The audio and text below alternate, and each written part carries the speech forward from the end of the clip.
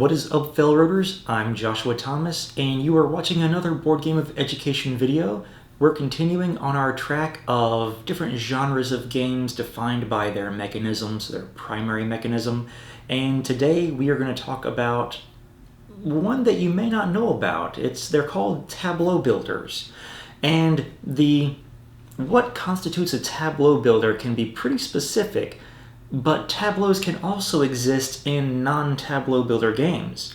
The best way I can describe it is just to go straight to Board Game Geek and read you the definition they have for the mechanism of tableau building. In tableau building games, each player has a visible personal array or tableau of components, cards, tiles, player board, etc., which they purposefully build or manipulate throughout the game by spending actions and or resources, including opportunity costs, and which determines the quality, quantity, and or variety of actions to which they have access throughout the game. The array is not merely a place to store resources, to plan out actions, to store a puzzle which must be manipulated, or something that impacts VPs. It impacts the quality, quantity, and or variety of actions which are accessible to a player.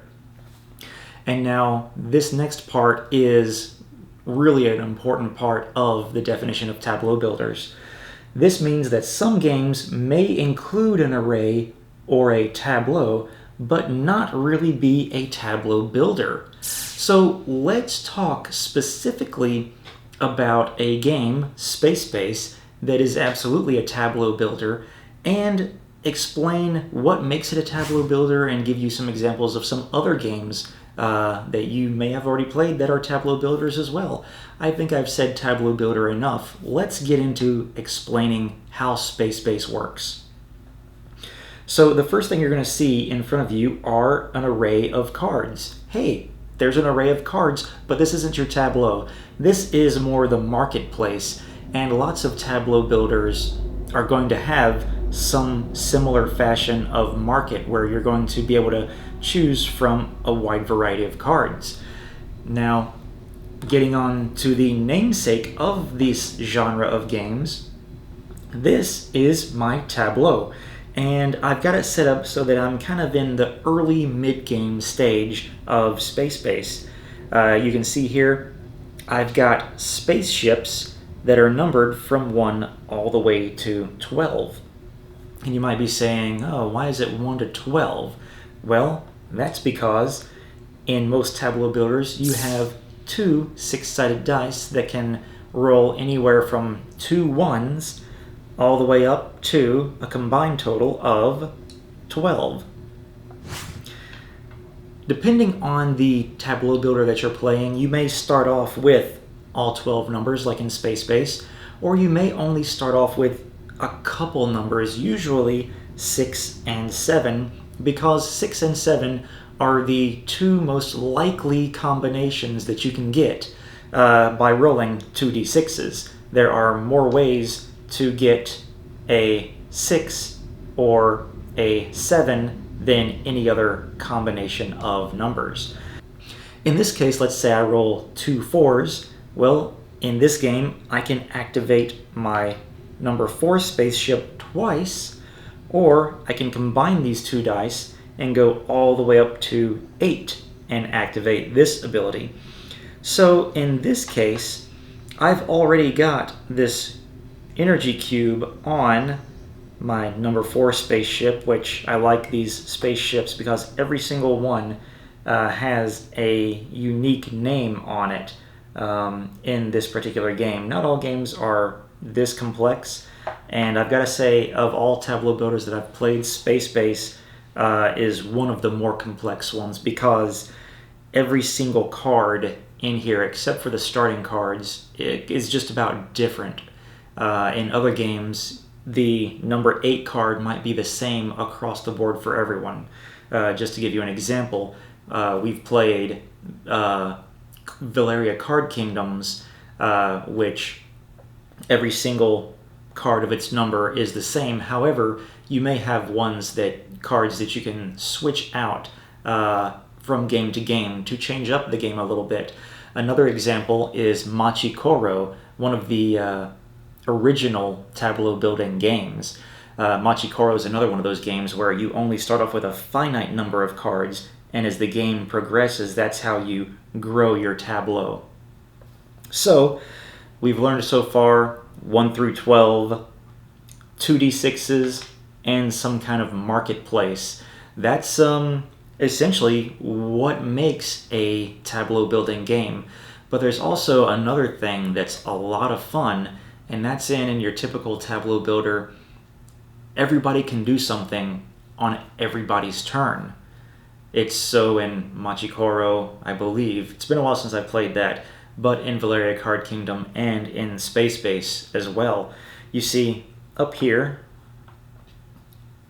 I've got my row of active ships, and in blue, I have the abilities that I can use, whether it's gaining currency, whether it's gaining income, which will permanently raise the minimum number of currency that I get each round, or in this case, it gets me victory points, which will send me closer to the end goal of getting 40 points.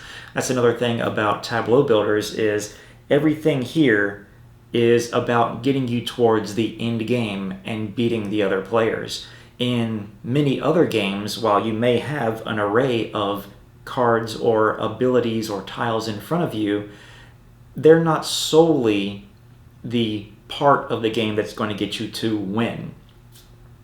So let's say it's someone else's turn and they roll the dice and they get, we'll say, an 8 again. Well, I now look above my row of active cards to these little tabs that are sticking out from under my board, which are just these cards that are flipped upside down and tucked neatly underneath. And I can see here that I've got 2 things that I gain from this. I gain 2 coins and 3 coins for a total of 5. So the more we play this, the more cards are going to get shoved up under here, and depending on how you want to play, you may only go for a specific number. Maybe I'm feeling like 8s that are lucky, and so I'm going to be looking over here in the marketplace for bigger and better number 8 cards. I don't even know what this one says, but let's see here. Claim 2 level 1 cards. So this is a level 3 card, and this is definitely a better ability than, say, this 8 right here, which just allows me to use the card to my left or to my right instead of this card. So I'll take this card. I go to my number 8 here, replace the old card with the new, and then I take it and shove this up underneath. And now when it's someone else's turn, and I roll an 8, I not only get those 5 coins, I get another coin, and I get 1 income.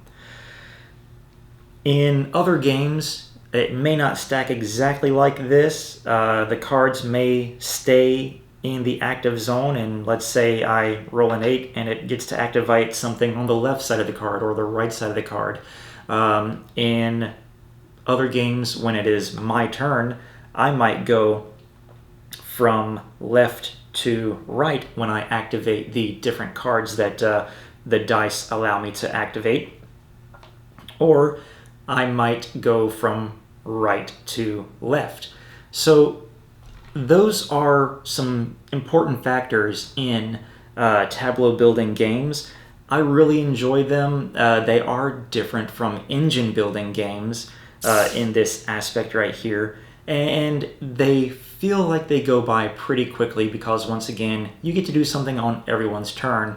And sometimes the theme might just be a little bit pasted on, but it's still enjoyable watching your tableau grow, watching your options get better and more plentiful, and just getting to roll this dice, say, what am I going to do? Am I going to use the 5 and the 2, or am I going to combine these to use the 7?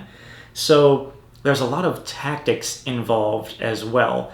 Less so with Machikoro, but they have come up with a new version of Machikoro, which is, believe it or not, Machikoro Legacy. I'm really curious to see how that plays. If you've played Machikoro Legacy, leave a comment below. I want to know how that game is. So, if you've got any more questions on what exactly a Tableau Builder is, be sure and leave a comment down below. Like and subscribe if you enjoyed this video and this series that we're doing, and be sure and ring that bell button so that you can get updated every time we come out with more board game and video game videos. Thank you for watching the Board Game of Education and Velvet Express. Check you next time.